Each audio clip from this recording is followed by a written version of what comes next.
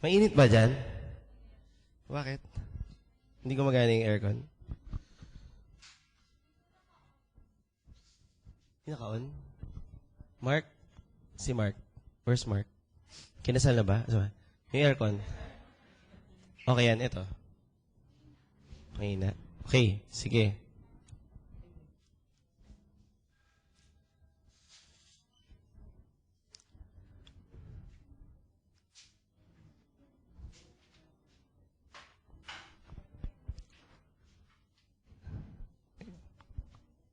Okay, habang hinihintay po natin yung yung patungan.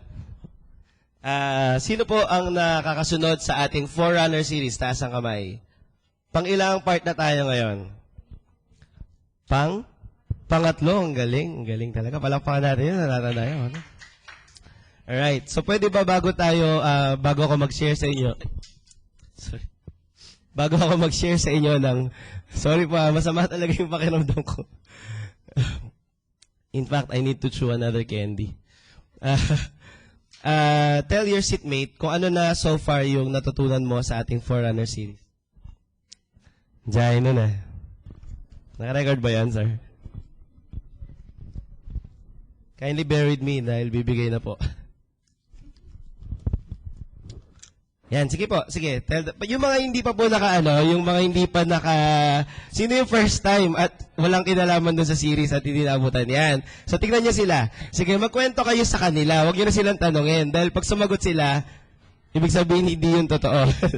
So, ikwento niyo sa kanila ano na yung mga natutunan niyo sa Forerunner series natin. Come on. 1 minute. Go. Sige, open notes. Water, please.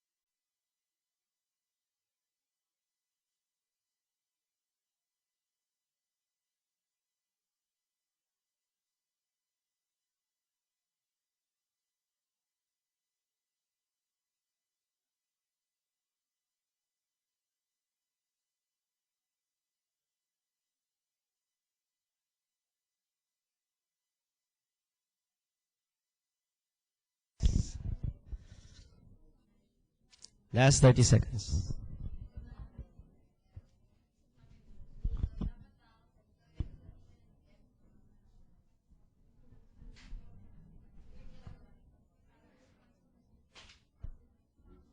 Okay, meron ba silang natutunan? Tama ba yung kinikwento? Kumaway ka nga sa akin kung tama yung kinikwento nung katabi mo. Tama ba? Ano palagay nyo? Tama ba? Okay? Meron, tama? Sino yung mukhang tama yung kinikwento ng katabi? Kaway nga, kaway. Mukhang tama. Ayun, kumakaway yung mga wala. Wala kaming way para para malaman kung tama o mali. Alright. So we are continuing on our Forerunner series. No, Forerunner is the theme of God for us this whole year. That we are called to be Forerunner. Say Forerunner. Kanina, nagkaroon ako ng typo error when I was finalizing my message. Nalagyan ko ng, imbis na Forerunner, nasingitan ko ng I. Yung runner, naging ruiner. Tapos parang nagdoon sa akin, pag hindi ka pala Forerunner, malamang sa malamang, ano ka? For-ruiner. Maninira ka. Kung hindi ka pagawa ng highway ng Lord. By the way, that's the ministry of a Forerunner, that you may create a highway for our God in the wilderness. No? Part ka ng spiritual DPWH ng Panginoon.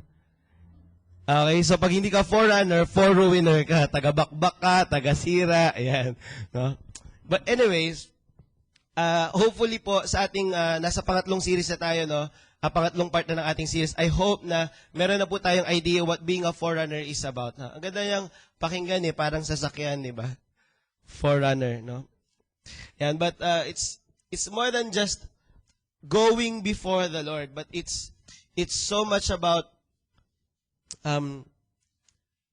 so many other things na kailangan po natin pagbigyan ng tuon.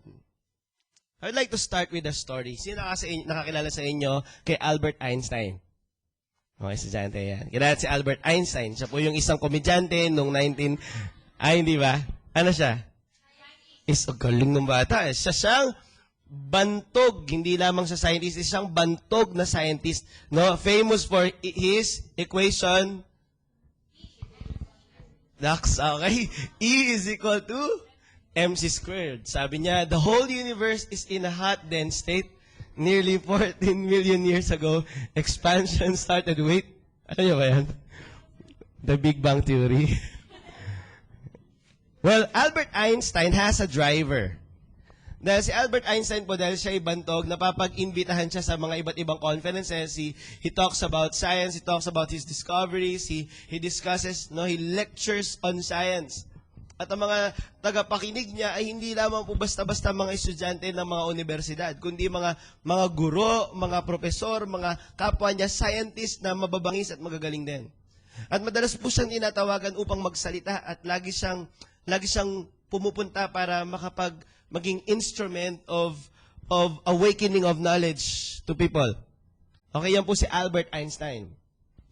At dahil po doon na siya po ay laging natatawagang mag-speak, laging natatawagang lumabas, siya po ay nagsimulang magkasakit. Nangyayari po yan. Pagka lagi kayong tinatawag magsalita sa iba't ibang lugar, nagkakasakit kayo, minsan tumutulo yung candy pag nagsasalita kayo. Ako po yung nagbibiro lang. So, si Albert Einstein, nagkasakit po siya na dahil nagkasakit siya, meron siyang isang napakahalagang conference na hindi mapagsalitaan. At dahil napakahalaga ng conference na yun, hindi siya magpunta. So siya po yung namomroblema. Paano ko kaya yun na magagampanan? Hindi ko na kayang magsalita.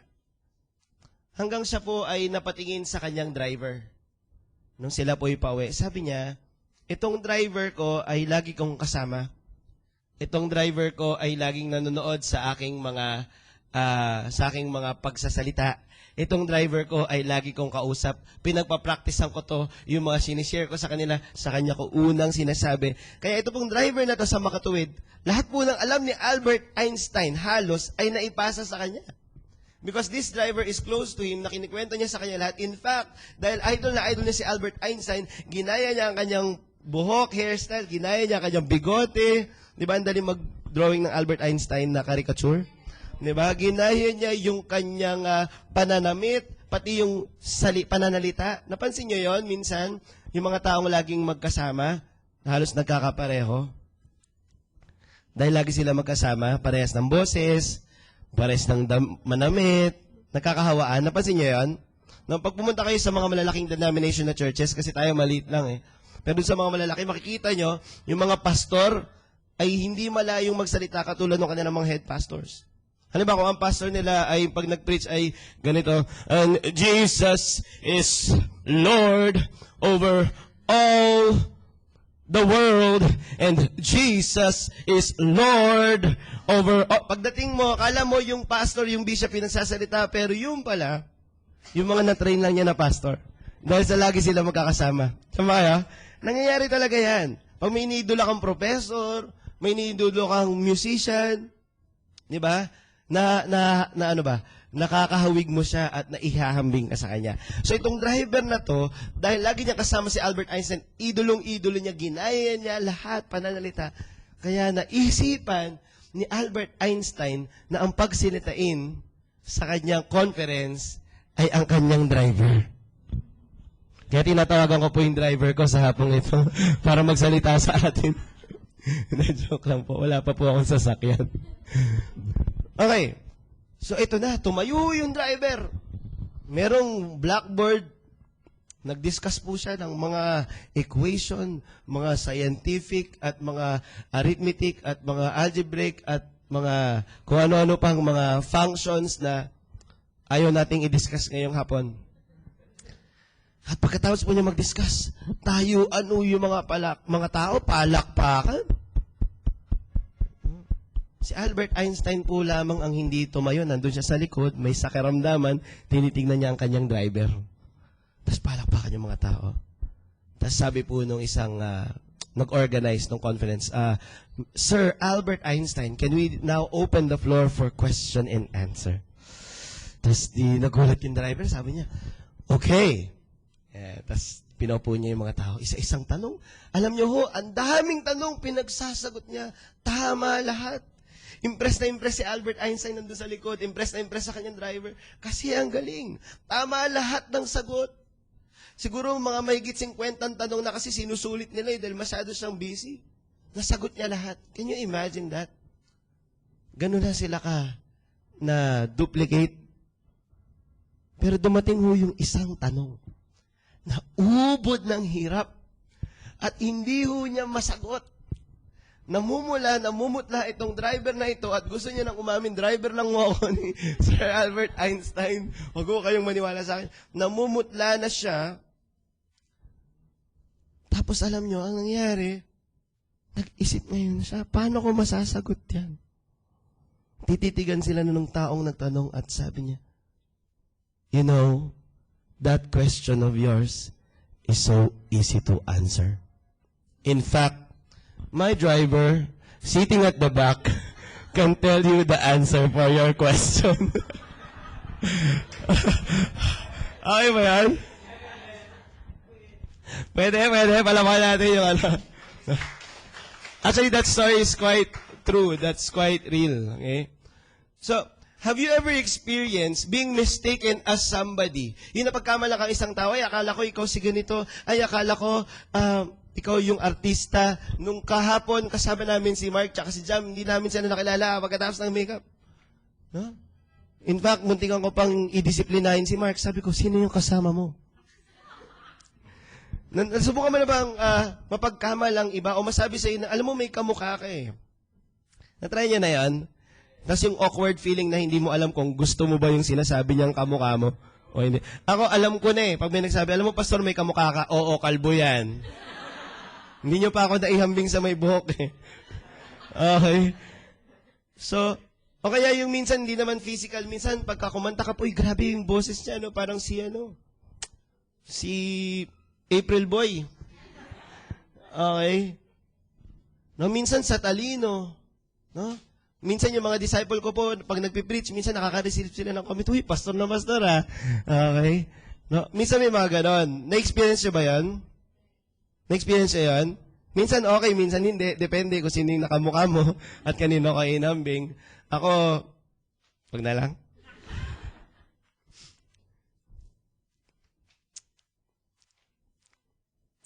Pero ngayong hapon, baliktad. Baliktad yung pag-uusapan natin. Hindi yung ikaw na may nakamukhang magaling. Hindi yung isang ordinaryong tao na may nakamukhang magaling. Kundi ang isang magaling na tao na pagkamalang yung isa pang ordinaryong tao. Isang napakagaling, isang napakabangis na tao na napagkamalang ibang tao. Okay? Samahan niyo po ako sa Matthew chapter 16 verse 13.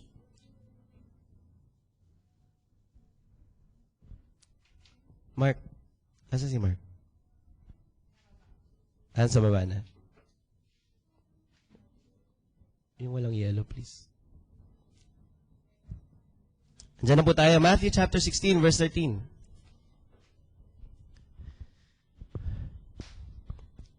Okay? Alright. When Jesus came to the region of Caesarea Philippi, He asked His disciples, who do people say the Son of Man is? They replied, some say John the Baptist, some say Elijah, and still others, Jeremiah, or one of the prophets. Sino po yung pinag-uusapan dito? Si Jesus. Sinasabi niya, sino ba ako sa pag-akala ng mga tao? At dun sa lahat na sagot ng mga tao, wala akong sumagot na alam nila ikaw si Jesus. Ang sagot nila, sabi ng iba, si Elijah ka daw eh. Sabi nung iba, ikaw daw si Jeremiah, o kaya siguro isa kang propeta. Pero, may isang pangalan na banggit doon. Anong pangalan? Anong pangalan? Yung common sa atin ngayon. John the Baptist. Sabi nyo nga, John the Baptist. And John the Baptist is one of our character study for the last 3 sessions of Forerunner. Tama? Nakikilala nyo na siya, hindi ba? Siya isang Nazarite, siya isang Forerunner.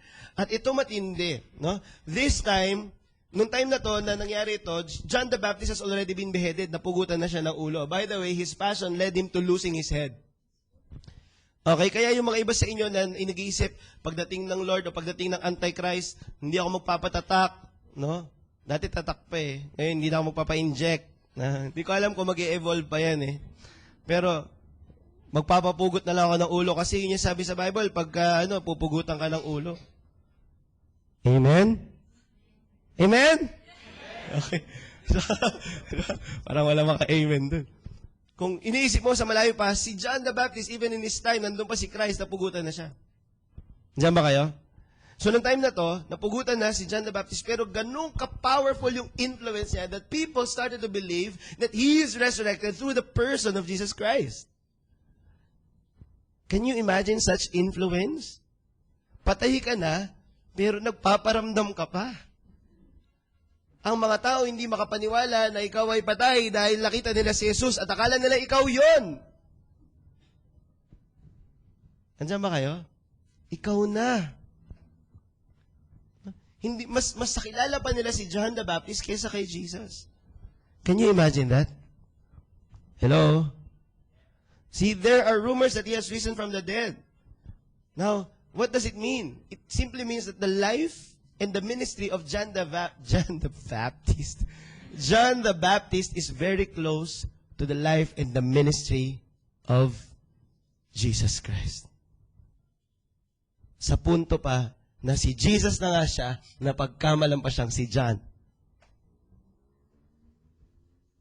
Okay ba yun?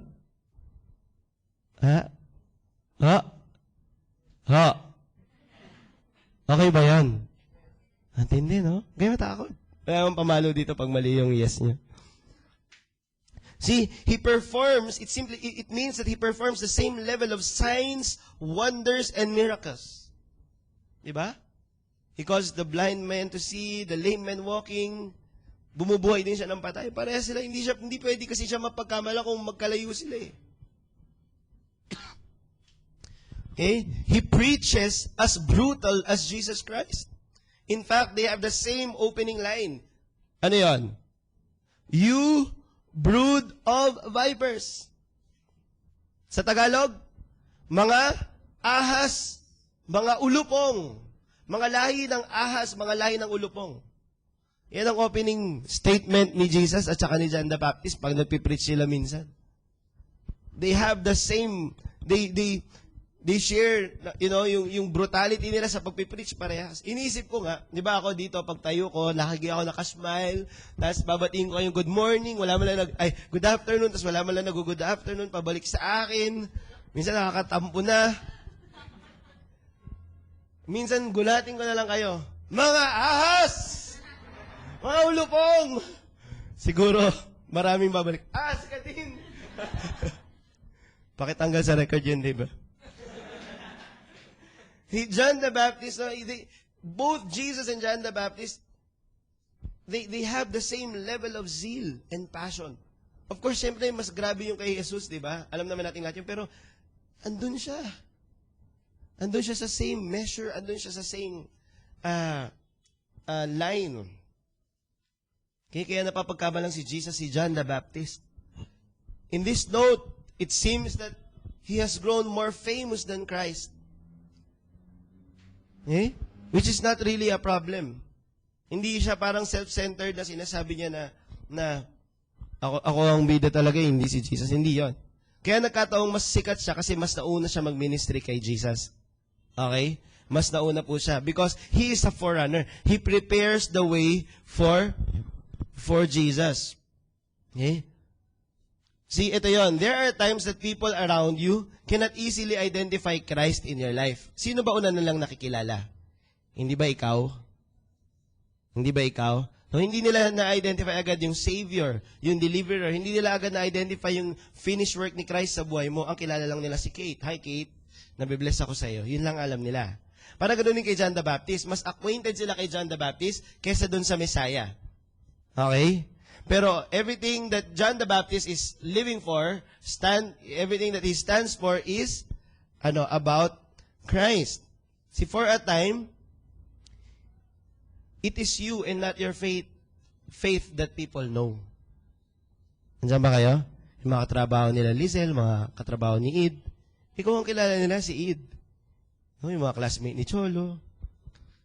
Yun yung kilala nila. Hindi nila alam kung ano nangyari sa'yo sa buhay mo. Hindi nila alam yung Kristo pa sa'yo. Ikaw pa lang yung kilala nila. Para ganun din kay John the Baptist. Okay? And it is you. Ikaw yung na-observe nila. Your activities, your exploits, your kindness, your good deeds. Okay? Hindi pa nila pwedeng sabihin na, praise God, you are good. Hindi. Sasabihin lang sila, natutuwa talaga ako sa'yo, Ellen, kasi grabe yung kabutihan mo. Ayan. Lagi mo ako nililibre ng pamasahe. Nakakatuwa. Kaya minsan, inuubos ko na yung pera ko dahil alam ko kasabay kita. That is not a problem. There are people around us who are not yet ready for the Messiah. For them, for other people, the Messiah is too much to handle. Okay? Changing or converting to another religion is an idea that they are not willing to welcome. But having you around them is just what they can embrace. Okay? Parang okay lang ako makipag-friends sa Christians, kaya lang hindi ako makikipag-Christians. Because sometimes, to some people, that's too much. Pinanganak na ako sa reliyong ito at hindi ko basta-basta ito maiwan. Yung mga ganun. Okay? So, minsan ganun. Kaya ikaw ang unang nakikita ng tao. Ikaw ang unang ambassador ng Panginoong Hesus. Ikaw ang forerunner. Okay? Kasi ikaw, ang bait mo. Sana, mas bumait ka pa. Okay? Huwag mo muna kukunin ni Lord. Okay? So, sa kanila, conversion is a big step. To them, changing their faith na dun sila pinanganak is far too hard than simply just being around you, being exposed to how you live your life because of the relationship of Jesus Christ. Okay? Your relationship with Jesus Christ. They want to be around you and find hope as they see you having hope in them. Okay? Hindi lahat kasi kaya pa nila makita agad yung hope nila sa Panginoong Hesus eh. Pero dahil kaibigan ka nila, dahil kamag-anak ka nila, dahil kapatid ka nila, classmate ka nila, katrabaho ka nila, seatmate ka nila, they find hope in you. Because you're the only person in your office who can see hope. Pero they're not ready yet for the blessed hope, for Jesus. Around you, they want to be around you and experience grace. Yes, Jesus is grace. Grace and truth came by Jesus Christ, di ba? Sabi ng mga taga-Grace, Amen. Okay, taga-Grace Christian High School. Okay? But they experience grace as they are around you because you accept them for who they are. And you dispense grace to them kung nasan man sila sa journey nila sa life. Okay? They want to be around you and experience genuine love and compassion as you try to reach and touch their needs. Pero si Jesus, maaring hindi pa sila ready. Okay? May magaganong pong tao sa paligid natin na hindi pa sila ready for Christ. Just like these people na mas famous, mas kilala, mas yung renown ni John the Baptist na lampasan niya pa yung kay Christ. To the point na si Jesus na ngayon, parang, eto ka na eh. Di ba? Si Jesus na yun eh. Ibinaba pa na pagkamalampas siyang si John the Baptist. Dahil nga alam natin na si John, he's living for Christ. His life is fully committed to represent and prepare the way for Jesus. Kaya nga, when the people see you and find hope as they are around you, and understand grace, as they know you, they are being prepared for an encounter with Jesus Christ. Are we here? Dahil nakikita ka nila. Because of John the Baptist, the people are now familiar with healing. Na for so long, hindi nila na-enjoy. Hindi nila naranasan. They are now being prepared for a word that is alive.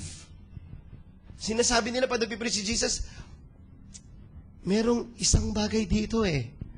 Kasi every week naman sa synagogues, may nagpipreach naman doon. Pero iba si Lord eh.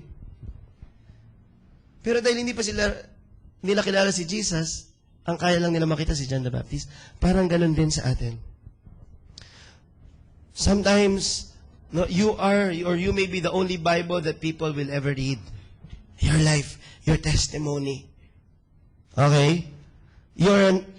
You as a forerunner, no, we will create avenues where Jesus is introduced, acquainted, and we prepare the people around us for an encounter with Jesus.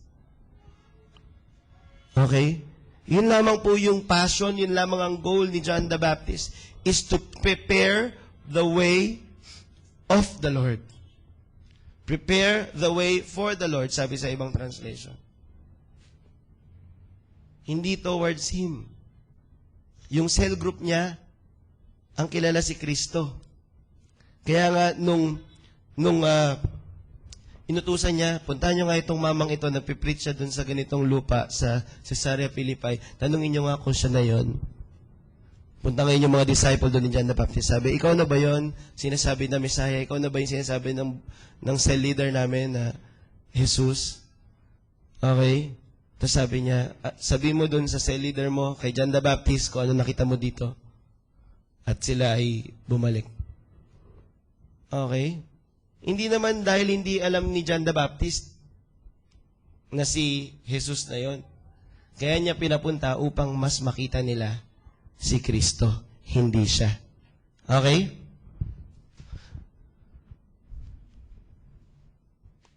You know, as forerunners, sometimes, as the people around you observe your life, as you live among them, maybe there's subtle avenues for discipleship.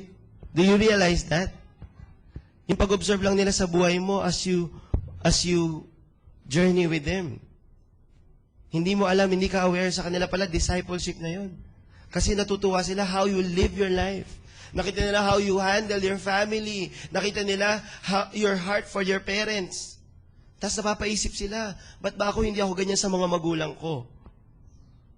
Nakita nila kung paano ako mag-aral at kung para kanino mo ginagawa yung pag-aaral mo. Tapos marirealize nila, bakit ako walang ganyan? And suddenly, gusto nila mag-catch up. How many believe that's discipleship right there? Amen? No, minsan hindi mo pa kailangan magsalita. Minsan hindi ka pa nagsasalita, nagigets na ng tao yung ginagawa mo. Okay? No? John the Baptist has been very successful in being a forerunner of Christ. He did not misrepresent the king. Diba? The mere fact lang na si Jesus na pagkamalang siya, ibig sabihin grabe siya mag-represent. Gusto niyo ba yun? Na pag meron silang naisip na mabuting tao, yung pangalan mo una, parang si Justin, grabe to no, bait nito pala. Si Justin, yung ka-opisina natin sa Meridian. Pag nakita mo itong kapitbahay mo, itong kapitbahay namin ito, grabe, Christians din yan. Parang si Michael. Alam mo si Michael? I mean, pag meron silang nakitang isang bagay na maganda, ikaw yung naiisip nila. Kaya nung nakita ng mga tao si Jesus, grabe to, grabe yung healing. Tignan mo yung bulag nakakakita, no? Tignan mo yung pipi, ang ingay, siguro na sigaw, hallelujah, hallelujah na hallelujah. Si John the Baptist yan, pre. Hindi ko pa yung nakita, pero siya lang yung ganyan. Tapos, isipin mo, mapalit yung pangalan mo doon. Hoy, sinikay yan. Tiyaga niya sa mga bata. Siya lang yan. Di ba? Andiyan ba kayo? Isipin mo malagay sa ganun yung buhay mo. Yung po yung forerunner. And si John the Baptist, hindi kinakasama ng loob ni Jesus yun na parang masikat pa siya. Kasi ibig sabihin lang nun, nagampanan niya yung trabaho niya. That He is a Jesus to His disciples. He is not Jesus, but He is a representative of Christ to the people around Him, to the people He ministers to. Sa ancient times po, when a king's herald would run into the city to cry out the king's edict, no, he carries the king's standard. Nangangabayo yan.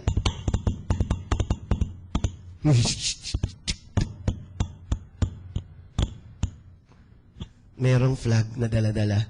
Merong king's standard. Hindi pwedeng basta lang siya mag-announce, merong kakamot-kamot. Ay, pinapasabi itong hari, guys. Makinig kayo. Hindi pwedeng ganon. The herald of the king or a forerunner to the king carries the king's standard. And you know what? The people follow him as he rides downtown and no, yung mga tao, they are waiting where he will proclaim the message of the king. Okay? He carries so much credibility in him that the people would gather around him and consider his words as law. Ganun ang time nila. Hindi naman nila kilala yun. Pero dahil dala-dala niya yung king standard, he represents the king well. Riding a horse, he will go to a town, announce what the king's proclamation is, and the people would listen and the people would do as he says. His words are as good as law. Gusto mo ba yun na pag meron kang advice, talagang, yung ganda nung sabi mo, Id, gagawin ko yan. Kakabless ka. Gusto nyo ba yan? Gusto nyo ba yan? Na hindi pa nila nasabi sa Bible, sinabi mo lang. Alam mo, nabasa ko sa Bible, ito eh. But because you represent the king well, as you proclaim his words, people start listening to you. And then they take your word as life. Amen? Nakikisama kayo sa walang aircon, ha? Amen ba? Amen. So, a forerunner is marked by the standard or by the mark of the life of Christ embedded in the life of that forerunner. Kaya nga yung disciples ni Jesus, sabi po dito, when they saw the courage of Peter and John and realized that they were unschooled, ordinary men, they were astonished and they took note that these men had been with Jesus. But since they could see the man who had been healed standing there with them, there was nothing they could say. See, pinag-uusapan dito si Peter and John, mga disciples ni Lord. Okay? Kahit na hindi ho sila Nazarites, but they are forerunners. Do you believe that? Sila ngayon nag-forerunner. Kaya ngayon, umabot sa atin yung gospel. Ibig sabihin, mababangis to. Amen? See, they did not receive any formal theological training. They are just ordinary men. They are common. Okay? They came from ordinary towns. They came from ordinary families. Kumbaga, walang mapapag-ugatan ng greatness sa kanila. They are completely ordinary. Hindi masabing, oo, kasi ganyan yan, kasi galing sa Pienyo yan. Oo, Pienyo Rondalia yan, si Blue. Kaya magaling talaga yan. Meron silang ganun eh. Ito wala eh. Parang, mga Sanhedrin po ito, mga Pariseo yung nagsasalita. Sabi, hindi nga nakapag-aral yung mga yan. Ordinary men. But they were astonished. And one thing that they note was, they had been with Jesus. The only thing that the people who saw them considered to have made them to be what they were in that time is the undeniable fact that they have been with Jesus. Yun lang yung connection nila. That's why they are considered with esteem. Although, itong mga tao nagsasalita dito ay pinuput down sila, pero hindi nila maiwasan eh. Talagang yung pagtingin nila dun sa mga tao ito, itong mga tao ito, nakasama nila si Jesus eh. Okay? Kaya sila nakapagpagaling eh. Kaya nga sabi doon, but since they could see the man who had been healed standing there with them, there was nothing they could say. May evidence yung pagiging forerunner niya eh. Hindi lang siya ngawa ng ngawa eh. Hindi lang siya pakilala ng pakilala na, ay, Christians ako. Di ba? Hindi lang siya ganun eh. Hindi lang siya invite sa church eh. Meron eh. May laman. Okay? Meron siyang ebidensya eh. Yung pilay, yung taong may sakit, gumaling eh. Okay? The men were astonished. These forerunners were showstoppers. Okay? Tama ba?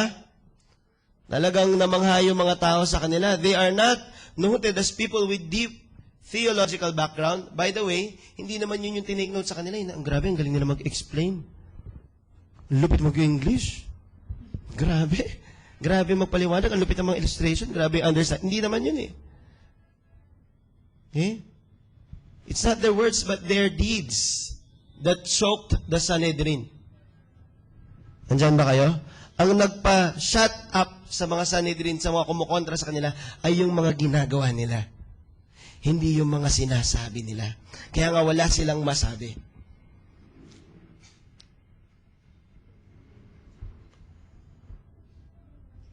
Naalala ko po, tuwan-tuwa ako minsan may umaten na parent dito sa Lord's Disciples. Parent siya ng isang young people na dinidisciple namin.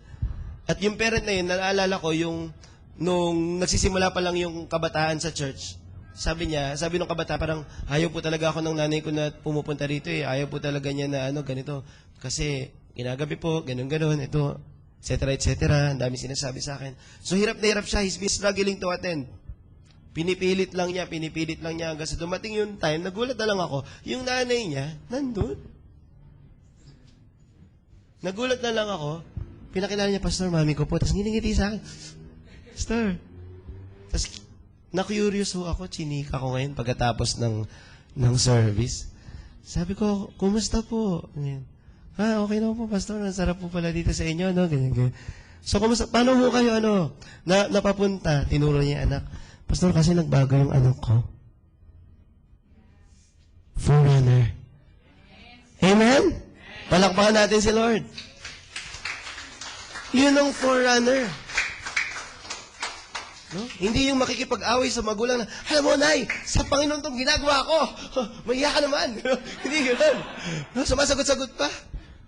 Pinigilan mo pa ako sa pagsamba ko sa Diyos. Hindi. May pagbabago sa buhay eh. Bakit? Pagdating sa Diyos, sinasabi ko, magugas ka nga ng pinggan sa bahay mo, baka kaya hindi masama yung magulang mo. Baka tamad ka. Alam mo yon? Na-encounter niya si Lord, nagbago. Kakatuwa. Yung mga cell member nyo, ganun, madala nila yung mga kaibigan nila. Kasi, may nag-iba dito eh. Na-interesado kami.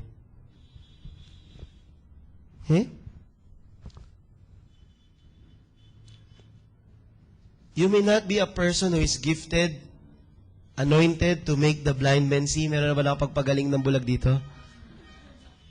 Wala. Ako, there was a time na I prayed for someone who will parang malapit na siyang mabulag. Tapos, I don't have enough faith dahil meron po siyang identity crisis. Siya po ay, sabi ko kay Lord, nagpapagaling po ba kayo ng bakla po? Sabi niya, try mo. Sabi ni Lord sa akin.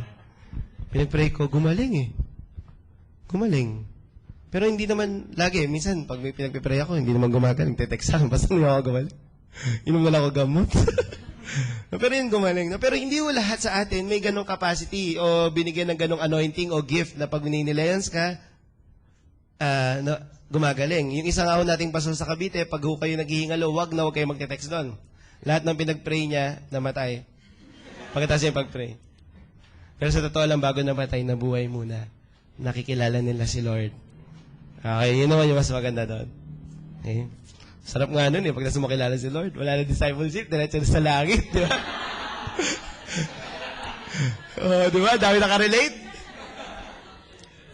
Pero hindi ho tayo lahat. You may not be a person who is gifted to make the blind man see, cause the lame man walking, or raise the dead. Meron ba nakapagpabangon ng patay sa inyo?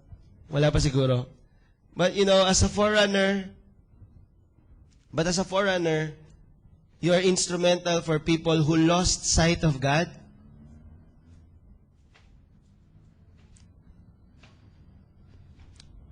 that you can cause them to, open their hearts to Him again. So that they would be born again, because unless they are born again, no one can see the kingdom of God. Yun lang naman yun eh. Kaya lang naman naboborn again ng tao para makita niya Diyos eh. Yun lang naman yun. Hindi para ang bagong isulat mo sa notebook mo pag nakalagay doon na religion, born again. Di ba? Lagi ko yun sinasabi sa inyo. Hindi naman yun na religion eh. Born again, you need to be born again so that you can see. So you may not heal the blind, the literally blind, but you can allow people to have their opportunity to see God in the way you live your life and as you share the gospel to them. Amen? All right. You may be sent to a person who has failed and lost everything, that person can no longer stand up or rise up. You may not heal the lame man. Pwedeng hindi ka makapagpalakad ng lumpo o makapagpapantay ng may polio. But there are people around us who just, drag their feet to work. Naghihintay na lang ng kamatayan nila. Basag na sa kanilang buhay. They lost everything. Maybe the Lord can use you to cause that person to rise up, find hope in God. At hindi lang siya tatayo, matututo siyang lumakad muli. Okay ba yun? Amen. And I think that's a far greater and more complicated miracle than just seeing someone back in his feet. Amen? Or maybe, hindi ikaw yung tao na nakakapagpabuhay ng patay. But then, you may be that forerunner that will cause a dead person, the spiritually dead, to experience life in Jesus because of how you live and the gospel that you share. Andyan ba kayo? Amen? Gusto niyo ba yan? You want to receive that? Amen. So yun po yung forerunner. That's what we are about. Okay?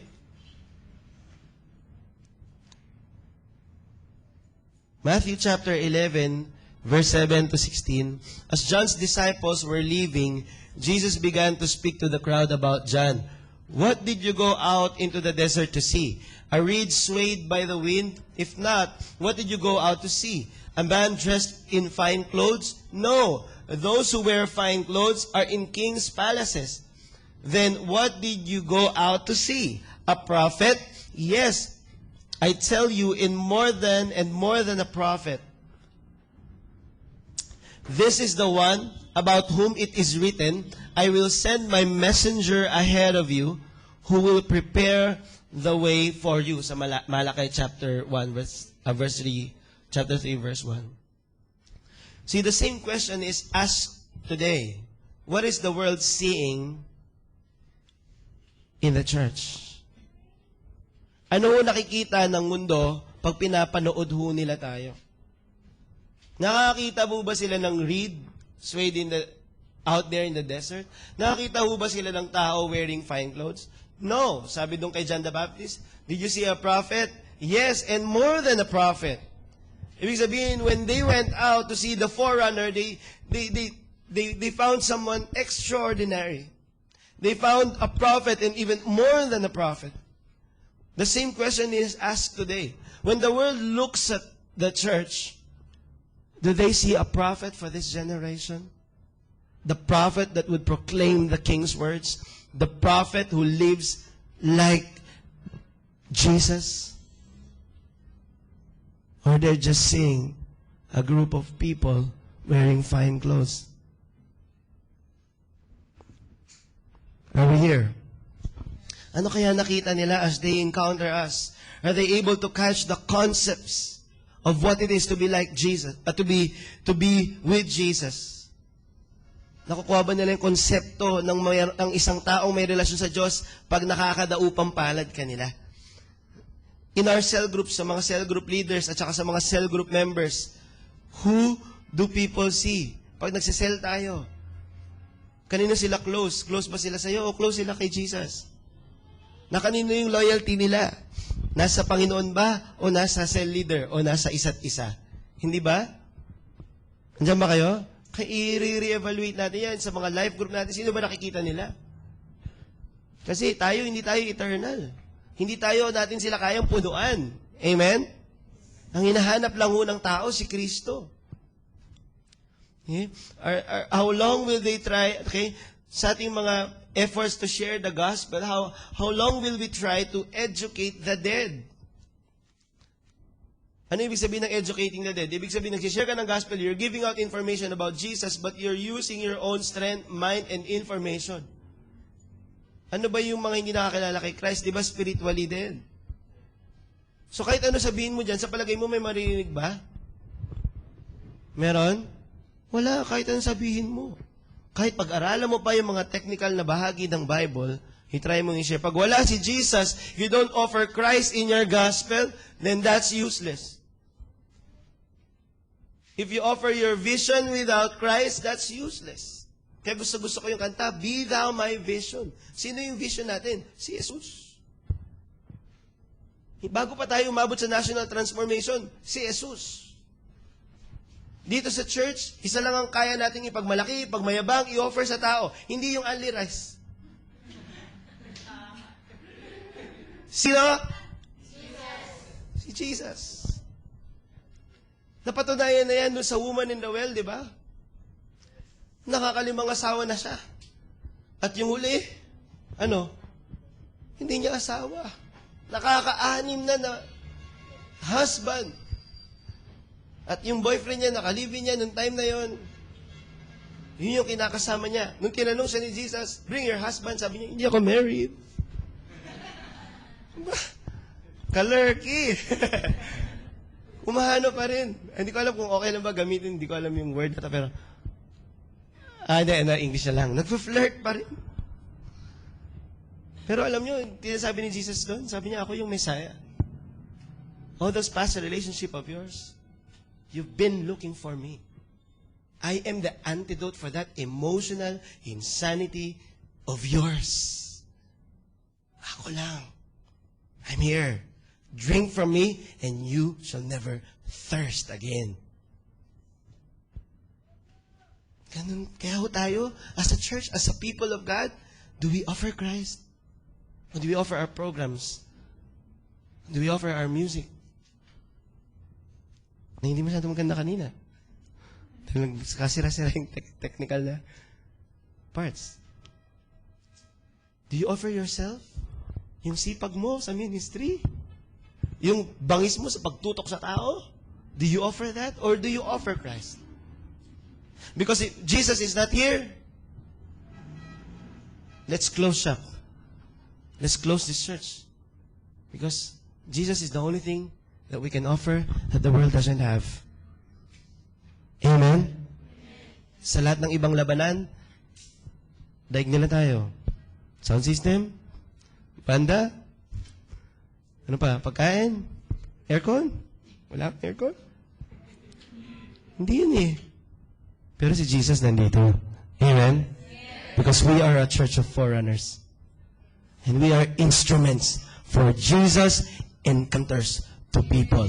Amen? Palakpakan po natin si Lord.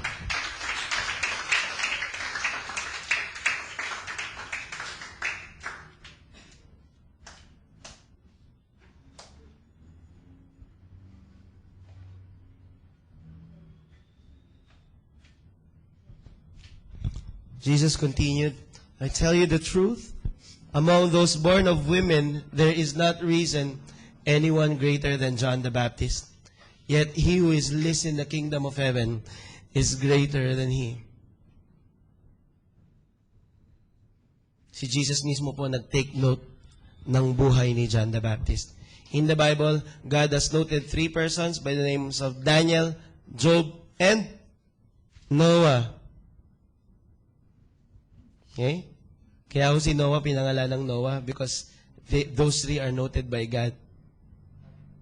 Pero sabi ni Jesus, mula nung time na yun hanggang ngayon, ang pinakamabangis sa lahat, si John.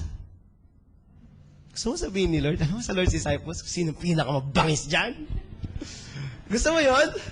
Hindi dahil nagpapasikat ka, pero ibig sabihin lang, si mismo si Jesus na nakakaalam ng buhay mo 24 oras,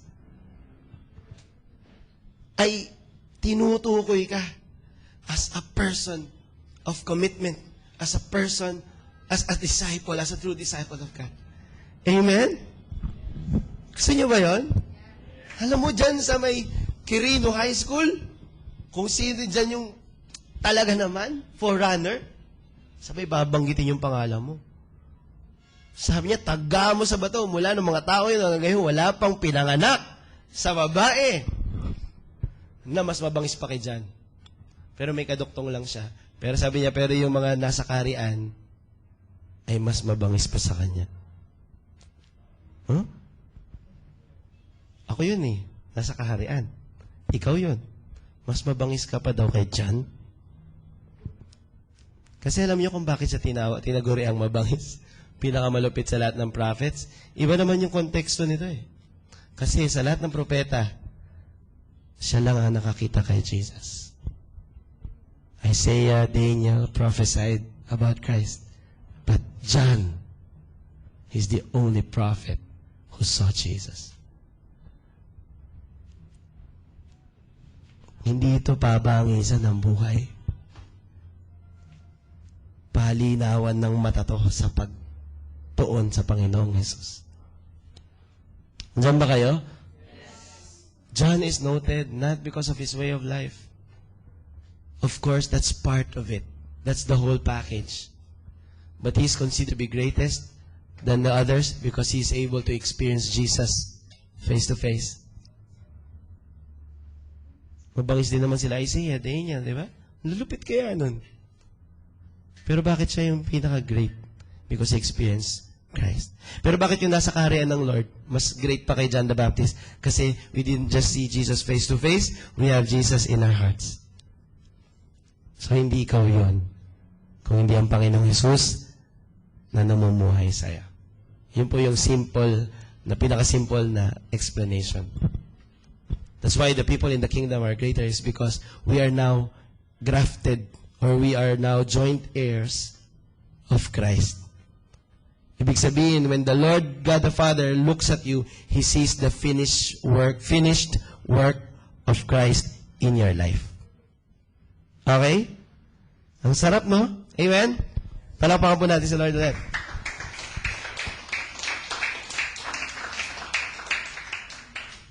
Dito ba tayo mag-end? From the days of John the Baptist until now, the kingdom of heaven has been forcefully advancing, and forceful men lay hold of it. For all the prophets and the law prophesied until John. And if you are willing to accept he is Elijah who was to come, he who has ears, let him hear. Okay.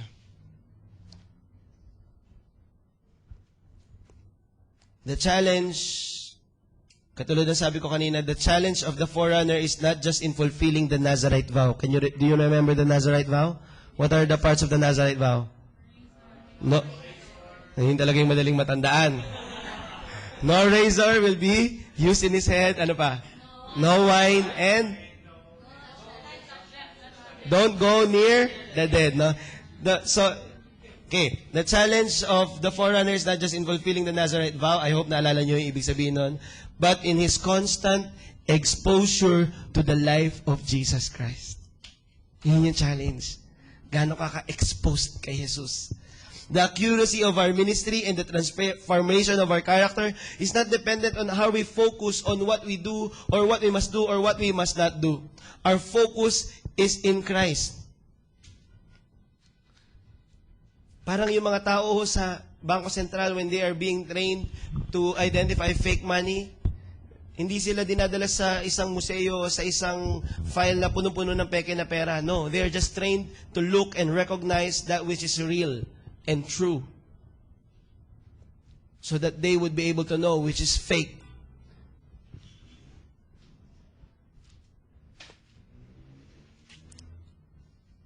Tayo po, ang focus natin is expose ourselves to the truth. Rather than expose ourselves to different sins na kailangan natin iwasan, hindi magawa, ganito, ganyan, ganun. Ang challenge mo sa atin is every single day, as you open your eyes, you're exposed to the presence of God. Amen? When you do your devotions, you're not focused on your weaknesses, but you are just focused in the strength that is available in the presence of God. And with that kind of discipline, friends, we shall be forerunners, marked with the likeness of God's Son, Jesus Christ. Let's clap our hands to the Lord and let's stand up and worship together. Let's respond.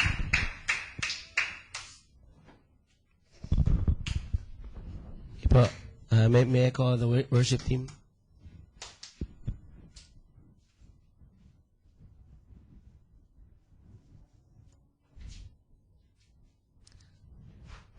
Kayo po ba ay pinagpala ng word ng Lord? Sino po merong mga assignment na babaguhin sa kanilang buhay at bibigyan ng more time na ma-expose sa presensya ng Panginoon?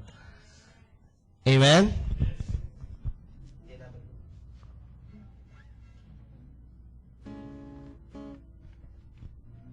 So ngayon po magpipray po tayo, aawit tayo sa Panginoon. We will just let the Lord know na kailangan po natin siya. We need the Lord to become forerunners so that we will not misrepresent the King. Amen? So ngayon po ang challenge natin, habang nakatayo po kayo, tingin kayong lahat sa akin, I want you to just realize how thirsty the world around you is because they haven't met the Lord. But now that you are there, you are a forerunner and you can prepare the way so that they will encounter Jesus. Amen? Amen ba? Sino po sa atin magiging kasangkapan ng Panginoon at magiging forerunner sa mga tao sa paligid natin? So I want you to, at this point, just close your eyes. I want you to think of people na gusto nyo pong abutin. I want you to think of communities na gusto nyo pong abutin. I want you to think of things that misrepresent Christ in your life that you need to let God touch and change. Hallelujah.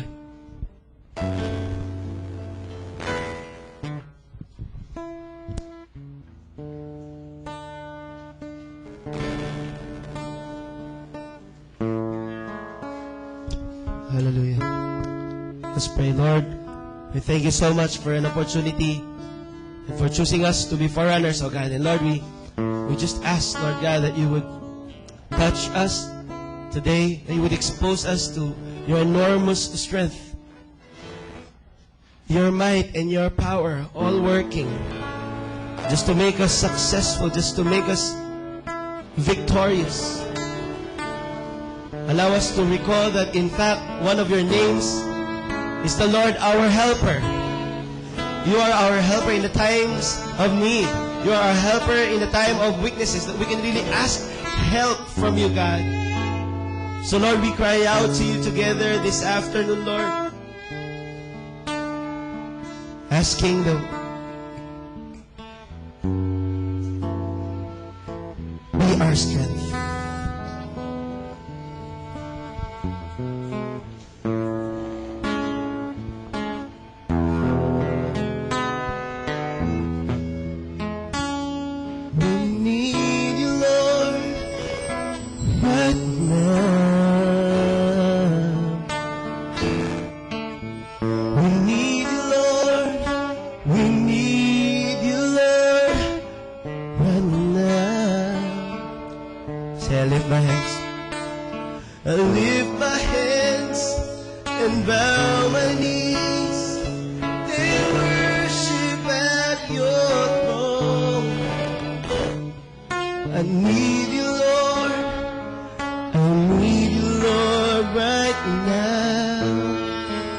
Together once again.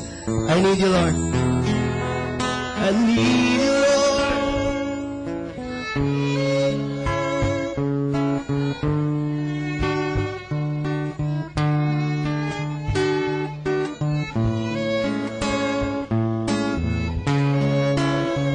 Hallelujah.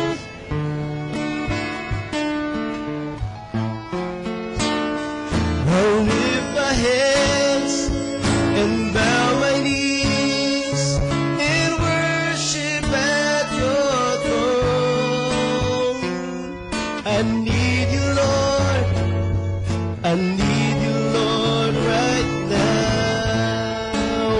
again. I need you, Lord. I need you, Lord. Say, I need you, Lord.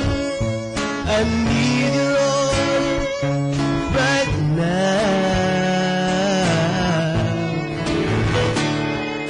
I need you, Lord. I need you, Lord, right now. I lift my hands.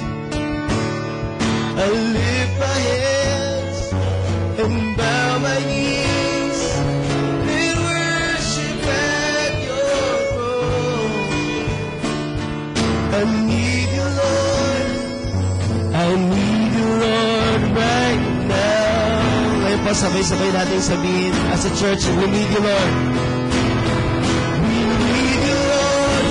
We need you, Lord, right now. We need you, Lord. We need you, Lord, right now. So we lift our hands and bow our knees and worship at your throne. We need you, Lord. We need you, Lord, right now. Panginoon, maraming salamat po sa iyong kabutihan, Panginoon. Ikaw lamang, O Diyos, ang nararapat tumanggap ng papuri at pasasalamat. And Father God, I just declare this afternoon that we would catch the spirit of a forerunner. People who would run ahead. People who would pay the price. People who are willing to take the lead and become a forerunner and prepare the way of the Lord. In our generation, oh God, I reach to every office, I reach to every school, in every community that we represent this afternoon, Lord God, and just pray that your power, your Holy Spirit would come upon us and would fill us and would stir up our compassion, Lord God, so that we can effectively share your gospel, that we can effectively and represent you, Lord God, to our generation, oh Father God. Maraming salamat po, Panginoon. Napakabuti mo. Binabalik namin sa inyo lahat ng kapurihan sa pangalan ni Jesus. Amen. Palakpakan po natin ng Lord. Yung malakas sa palakpak para sa Panginoon.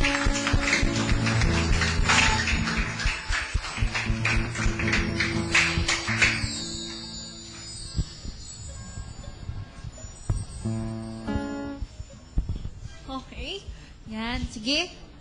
Tayo na po ay nasa isang importanteng, mamaya pa yung importante. Pero importante today is to get ready with our tithes and our offering. Ready na ba kayo? Yan. Ano yung dapat attitude natin pag magbibigay? Dapat masaya. Okay? Ilagay ang mga ngiti sa ating mga lalaki at tayo ay magbigay na sa Panginoon.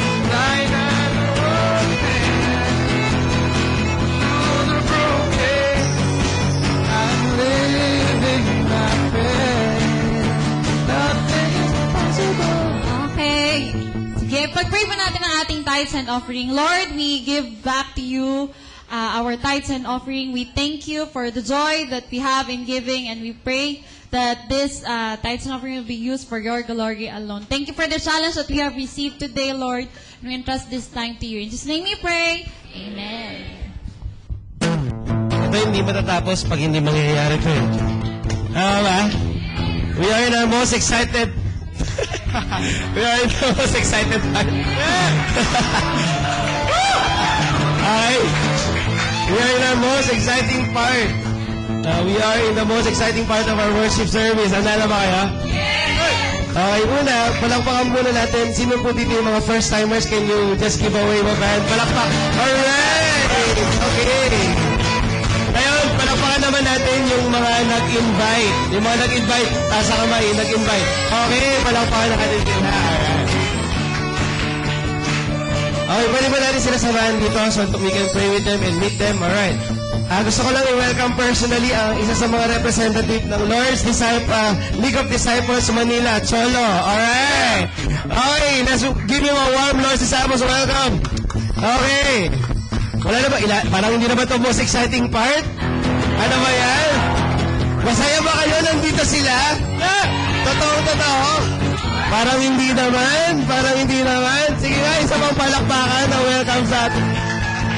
Okay. Alright. So I'm gonna pray with Cholo and Pao. Ano pong pangalan nila? Miss VIP? Grace. Okay, dito kayo. Sa harap ako, tingin kayo sa akin. Okay. Dito po tayo. Hindi po, it's okay. Sasayaw lamang po kayo. Hindi, joke lang.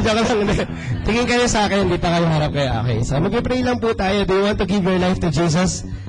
Amen, of course. Most of us has already done this, di ba? So, pwede ba tayong yumuko? Ginawa niyo na ba ito dati? Of course. So, gagawin din nila. Okay, yuko tayo. Ulitin niyo lang itong prayer na to. Say, Lord Jesus, I invite you in my heart. Transform me and disciple me.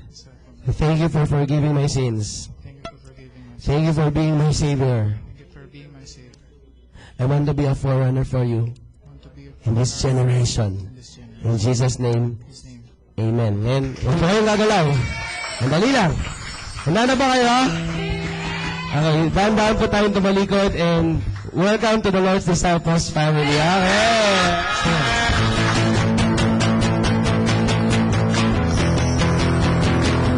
Do all things will still give me strength.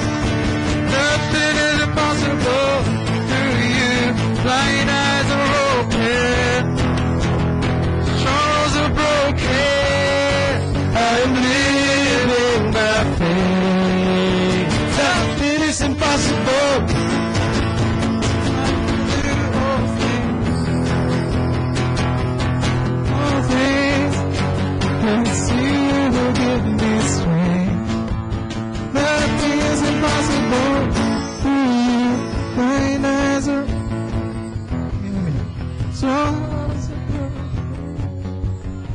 Ayan, alright.